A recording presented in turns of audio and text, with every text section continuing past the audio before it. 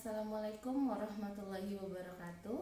Perkenalkan, saya Neti Sandia, NIM 855756199, Prodi Pendidikan Guru Sekolah Dasar, mata kuliah pembelajaran IPA di SD. Baiklah, hari ini saya akan menjelaskan penggunaan media dengan menggunakan bahan yang sangat sederhana, yang tentunya sangat akrab dengan kita, bahkan ada di dapur kita atau bisa juga ada di dapur sekolah. Materi pembelajaran hari ini yakni tema 9, subtema 1 pembelajaran 2 kelas 5 SD. Adapun judul materinya yakni mengenai zat campuran yang terbagi menjadi dua, yakni zat campuran homogen dan juga zat campuran heterogen.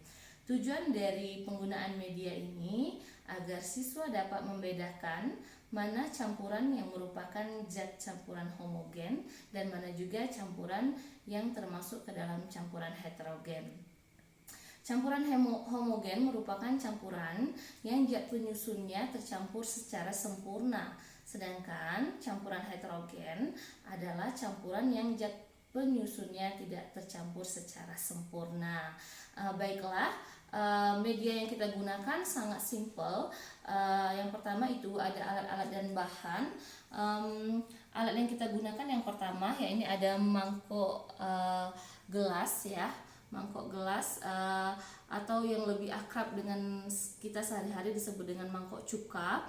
Terus kita juga bisa menggunakan cup plastik yang sering digunakan oleh anak-anak kita untuk makan es krim, itu sesudahnya bisa kita pakai untuk dijadikan media pembelajaran dalam pembelajaran zat campuran ini. Kemudian ada sendok apa saja, sendok plastik boleh, sendok stainless juga boleh. Kemudian ada gelas. Oke.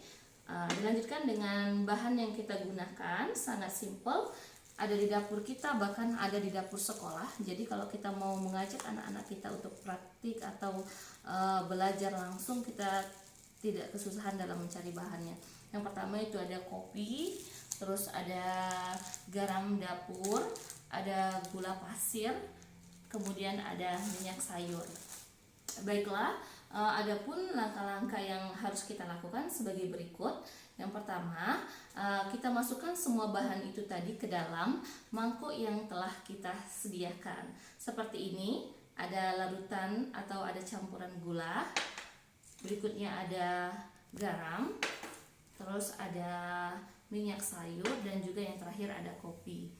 Langkah berikutnya yakni kita masukkan air yang ada di dalam gelas tadi ke dalam masing-masing larutan tadi.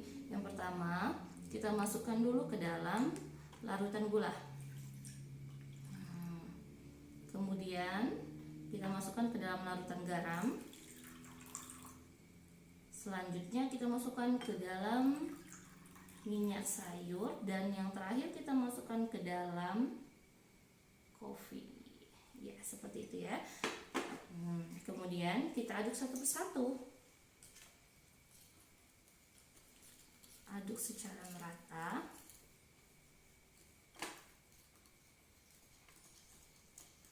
Seperti ini.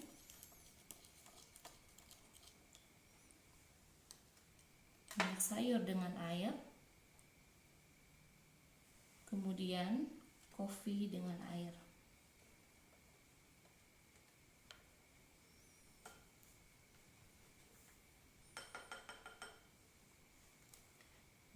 Setelah selesai, langkah selanjutnya adalah kita diamkan terlebih dahulu larutan itu agar tercampur. Kita diamkan selama beberapa detik.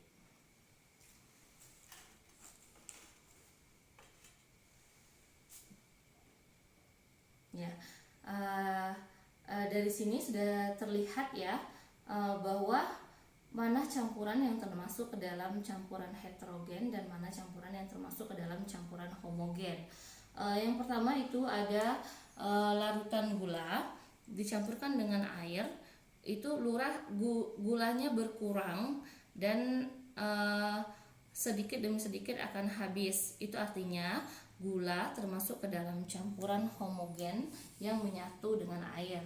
Kemudian ada juga garam yang perlahan-lahan mulai habis, dan dia termasuk ke dalam larutan atau campuran homogen juga. Nah, di sini dapat kita lihat campuran dari minyak dan air. Di sini minyak dan air tidak menyatu, mereka terpisah, berarti minyak dan air ini termasuk ke dalam campuran heterogen. Dan selanjutnya ada air dan kopi, ini juga tidak menyatu, ini juga termasuk ke dalam larutan heterogen. Baiklah, anak-anak dan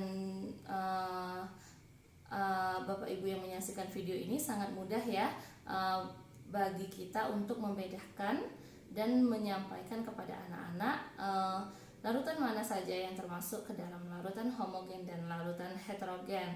Dan juga sangat simpel, sebagai guru kita dapat menjadi guru yang kreatif untuk menyediakan atau menciptakan media pembelajaran yang sangat simpel dengan alat-alat yang sederhana, tidak memakan biaya terlalu mahal dan juga tidak memakan waktu yang terlalu lama. Jadi kalau kita bisa